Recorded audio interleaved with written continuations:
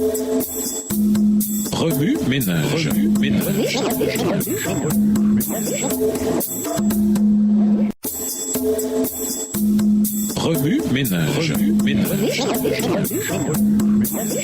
Bienvenue dans votre émission. Remue ménage. Nous voilà à la leçon de mercredi. Invité, ironie et malentendu. Les récits de la transformation de l'eau en vin et de la purification du temple enseignent plusieurs leçons qui ont un impact sur nos vies aujourd'hui. Les deux récits contiennent une ironie subtile et des malentendus. Lors des noces de Cana, quelque chose dans les paroles ou le langage corporel de Jésus a dû alerter ses auditeurs sur ses véritables intentions. Ce qui aurait normalement été interprété comme un non, Jean 2, le verset 4, a été compris comme un oui, Jean 2, le verset 5. Le maître de cérémonie ne savait pas d'où venait le vin supplémentaire. Jésus n'avait pas transformé l'eau en vin pour l'exhiber. Les serviteurs ont tout de même dû être stupéfaits. Le maître de cérémonie fit part à l'hôte de sa consternation face à cette transgression de l'étiquette. Jean 2, verset 10. Nous pouvons imaginer que l'hôte fut surpris, lui aussi. Après avoir lu ce passage, nous savons qu'il y a eu plus qu'une simple entorse à l'étiquette. Nous savons d'où venait le vin, alors que les personnes concernées, elles, l'ignoraient. Nous reconnaissons aussi que, dans un certain sens, Jésus a joué le rôle d'hôte des noces. Il a fourni tout ce qui était nécessaire et bien plus encore. De même, la grâce qu'il offre au monde est plus que suffisante pour satisfaire tous nos besoins. Romains 5, versets 20 et 21. Hébreux 4, verset 16. Juste après que Jésus eut purifié le temple, ces paroles furent appliquées par erreur à la construction du temple. Jean 2, les versets 18 à 21. Les personnes engagées dans une conversation avec lui se focalisèrent sur la façon dont le temple était construit, formant ainsi la base de leur critique de Jésus. Ils comprirent mal les paroles de Jésus et ne saisirent pas qu'il faisait référence à son corps en tant que temple. Jean a souvent donné à ses lecteurs des infos que les gens de l'Évangile n'avaient pas. La réponse de Jésus fait référence à la demande de signes. Jésus annonça que le plus grand signe serait sa mort, son enterrement et sa résurrection. Cependant, une autre leçon plus personnelle est à l'œuvre ici. Au verset 22, Jean explique la signification profonde de cet échange depuis sa position privilégiée après la résurrection. Son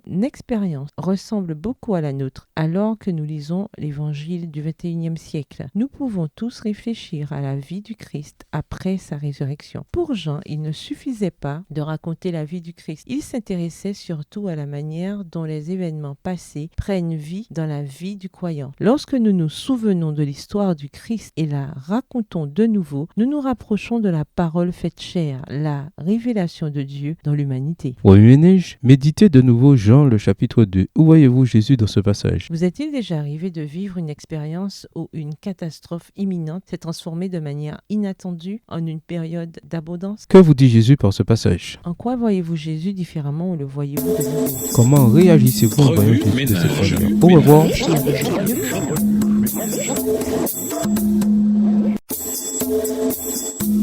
Remue ménage.